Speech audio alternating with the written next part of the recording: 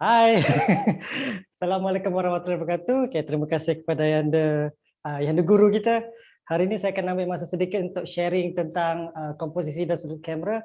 So saya dah berbincang dengan saya punya tim untuk kita reveal chapter nombor 2, video 5 minit daripada saya punya modul video mastery. So saya akan share khas untuk anda di sini. Chapter nombor 2, komposisi dan sudut, tentang macam mana kita nak ambil komposisi lah untuk kita punya video. So saya minta untuk kita share video tu ya. Hai, kita bersama lagi. Anda telah mempelajari kamera setting pada video pertama. Walaupun anda tahu setting kamera, tetapi jika anda tidak tahu cara untuk mengambil video depan mata anda dengan cantik dan sinematik, video anda tidak akan kelihatan hidup. Dan sekarang anda akan mempelajari komposisi dan kamera angle. Saya akan kongsikan anda 3 jenis rules di dalam kita membuat video. So yang pertama adalah rules of third. Anda selalu mendengar bukan rules of third, tetapi bagaimana untuk menggunakan rules of third untuk menunjukkan video anda kepada audience. Di dalam rules of third dia ada beberapa petak. Anda boleh menggunakan rules of third ini untuk establish sesuatu tempat ataupun subjek supaya dia fit dengan anda punya frame video, dan di antaranya adalah eye line apabila kita shooting close up image, dan seterusnya betul-betul fill the frame.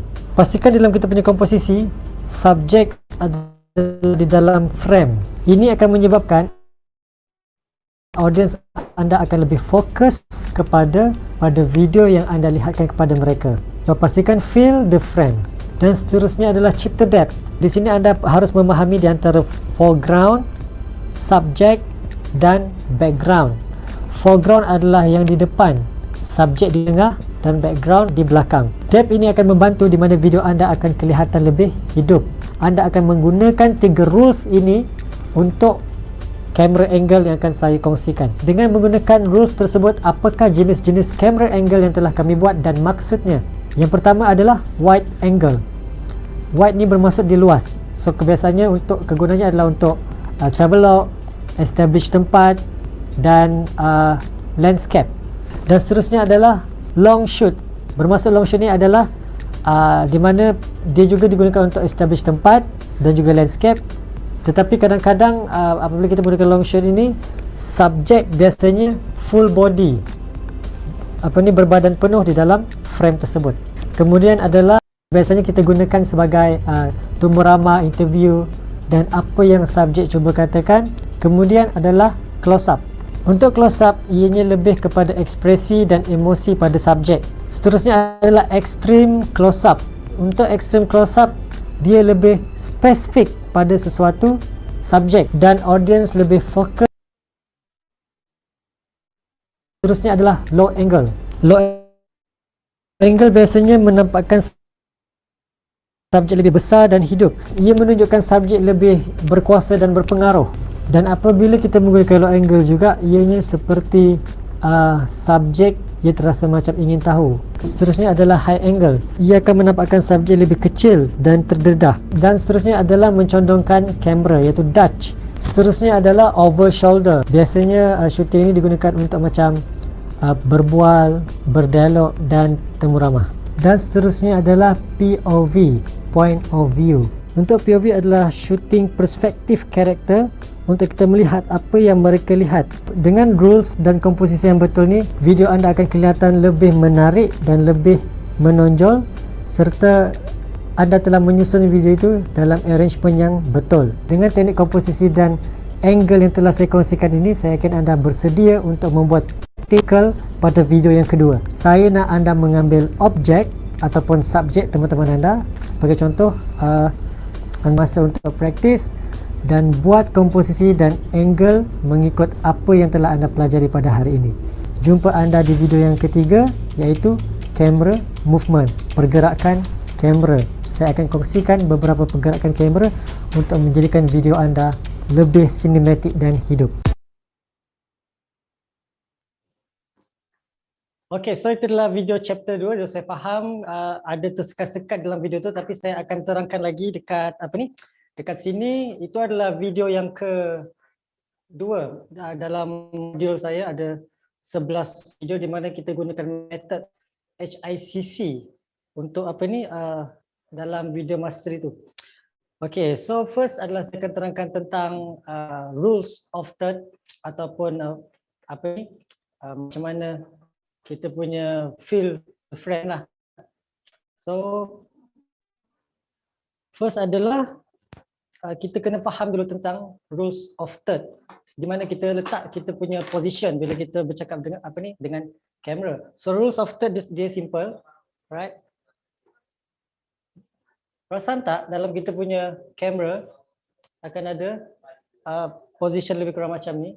So rules of third ni, ini adalah rules of third dalam kita punya kamera.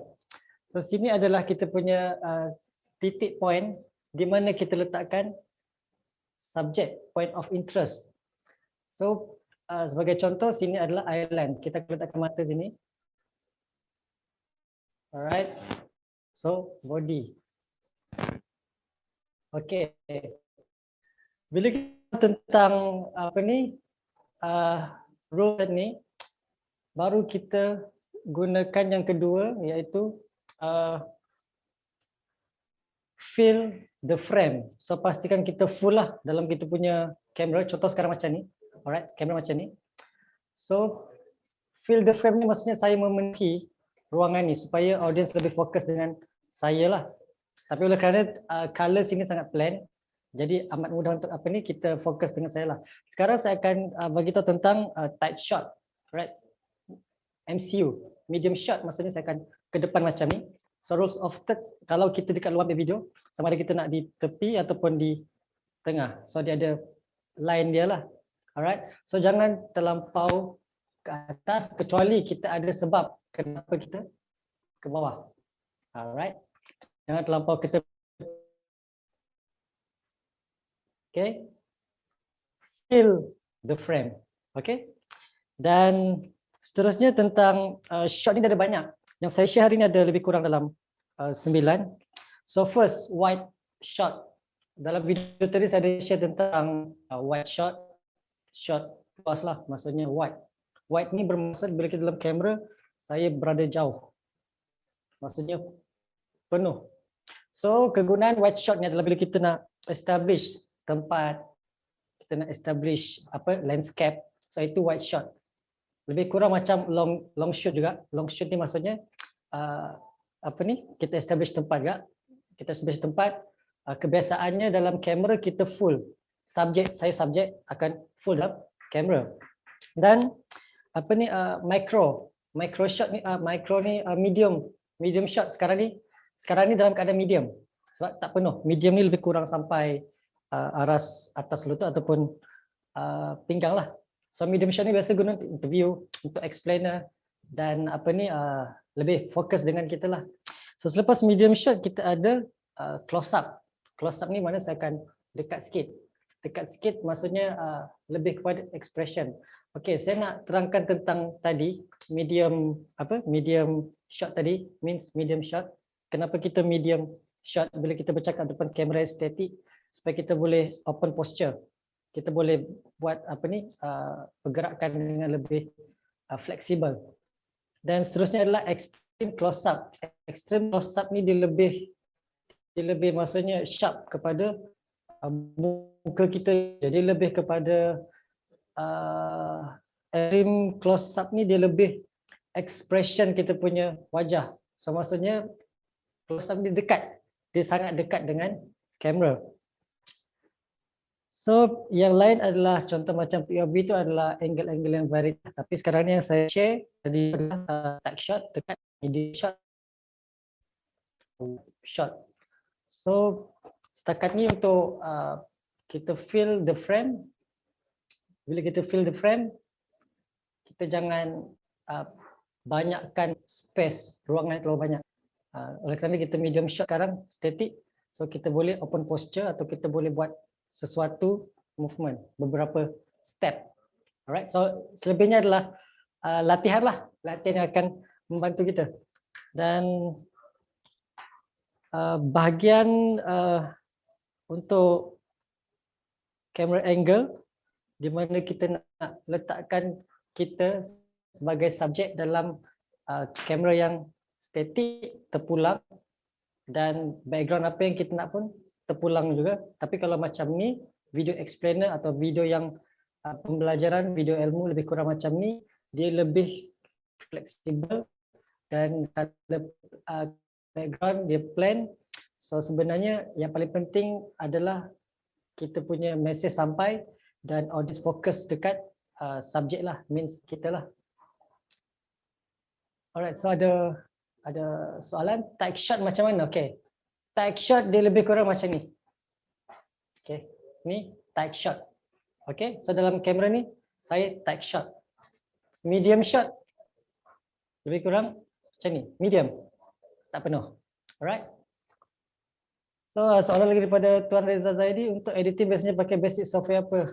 Cikgu pula, jadi cikgu. Okay, untuk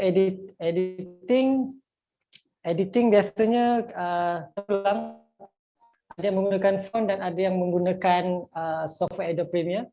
Tetapi dalam saya punya kelas kita menggunakan dua software, font dengan komputer. Means dua software yang boleh digunakan secara basic lah, yang saya terangkan, dan dia sangat mudah untuk faham. So software itu terpulang pelbagai jenis platform. Yang penting kita punya video tu cut dengan baik lah. So adakah sama tag shot dengan medium close up? Ya, hampir sama. Medium close up hampir sama dengan tag shot, dia sangat tight. Okay. Alright. Tag shot dada ke atas, medium shot pinggang ke atas, ia lebih kurang. Okay. Rekod video elok secara melintang atau secara menegak. Okay, rekod video ada menggunakan secara menegak, biasanya adalah untuk story. Sebab sekarang format dia untuk video story, sebagai contoh WhatsApp story, IG story, TikTok, melintang adalah lebih, apa orang kata, full experience kepada pengguna phone. Pengguna phone kan dia menegak. So bila kita secara menegak pun tak ada masalah, sebab dia adalah full experience untuk tengokkan smartphone. So kalau untuk melintang pula, dia adalah full experience untuk laptop ataupun pengguna laptop, pengguna TV ataupun wide lah, lebih kurang macam tu. So okay, clear. Tuan mohon cadangkan kamera apa yang saya harus guna untuk video ini, cukupkah untuk kamera handphone? Untuk kamera sebenarnya tak ada masalah.